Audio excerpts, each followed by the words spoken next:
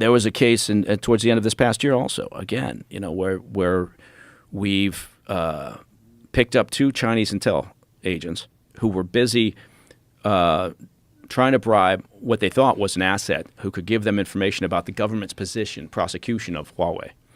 It turns out it was an informant working for the FBI, thank goodness. But, these guys simply working to find assets who could tell them what is the U.S. government, what's the DOJ doing to prosecute Huawei. I mean, that's, again, now do you think we can operate in China in the same way? Well, no. It's a much more restrictive environment. So we have to be more clever, more creative in the way that we gather information about China's intel and plans and intentions than they do. Isn't there also a difference in the way they've infiltrated the universities and the education system in the United States versus what we have over there? Yeah. The university system here is a really good trolling ground for them, and it's been that way for decades. And look, there's this case that I mentioned where they just sentenced this fellow we extradited. He was using the university system, going out and finding both private sector employees and also people in academics, right, who were engaged in business related to aviation or whatever, to entice them. And again, and it tends to follow a pattern, right? If you're a Chinese American or a Taiwanese American and you're approached by someone who spends time buttering you up and telling you how smart you are, and we sure could use you to come over to China to give a presentation, you might want to think about that, right? There's a reason for it, and yet. They're very good at what they do. Look, this guy, Zhu, when he would take somebody over or he would have somebody come over to give a presentation, Ministry of State Security under the guise of, academics or whatever would take these people out to dinner.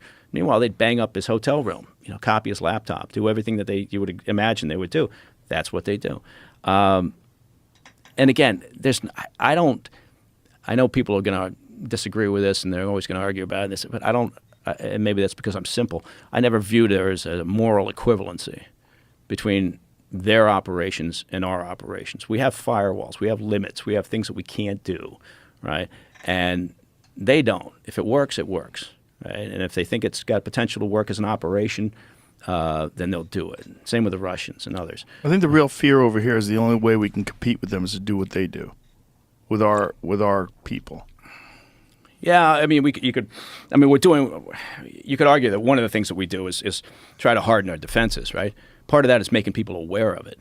And, FBA, they've been taking a kick in the ass for a while now because of, the potential for playing politics.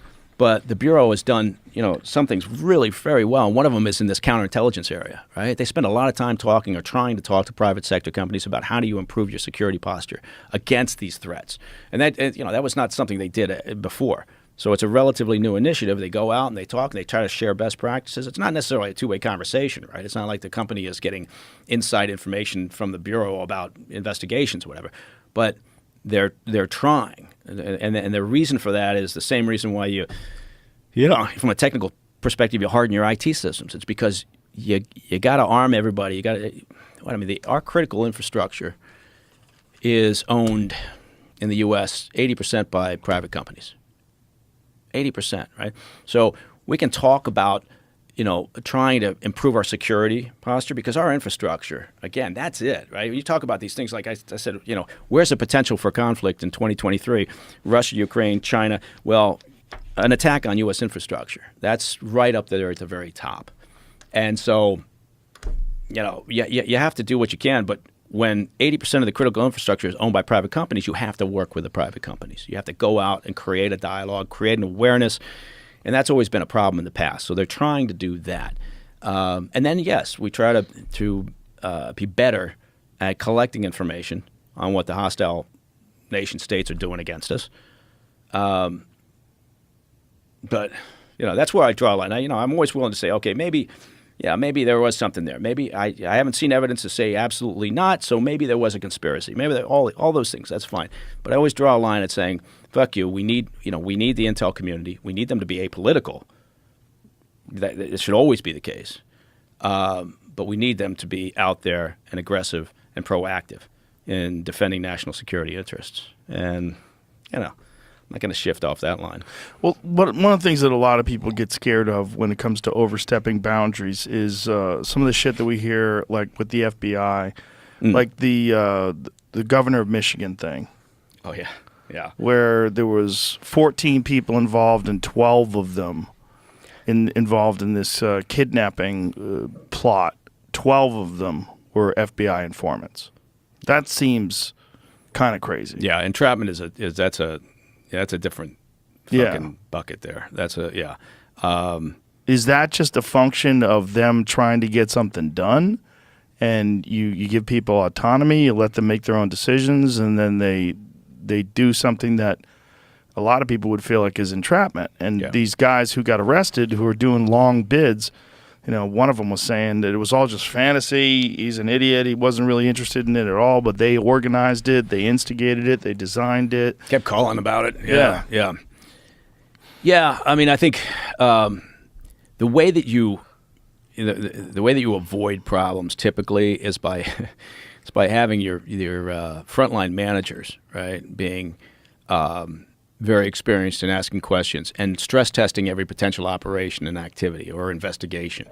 And I can't speak to that one because I wasn't in the bureau and don't know, but I do know that if you don't have management at pretty much every level of the organization, whatever organization it is, that stress tests these things and says, okay, why do you think this? Why is that important? Who told you this? What is the purpose? Then it's got the potential to spin out of control. And part of it then becomes, okay, you've got some smart prosecuting attorney out there and thinks, hey, this is gonna be great, right? This is high profile. Look at that. And so then they run with it. And every investigation needs to be built on a very sound foundation, right? If you start an investigation with an idea like, I bet these guys might be interested in it. You've got to have evidence at the very bottom. Otherwise, it's just sitting on this pile of sand, right? So I think that's, sometimes where these things go awry because there's such a desire to, develop that opportunity or that case, right? That people forget to say, well, how did this even get started? What was the first piece of evidence or what was the first thread? Right. Let's go back to that and look. Right. I mean, right. Was it the idea of the 2 people that are being prosecuted, or was it the idea of the 12 people that instigated it? Yeah.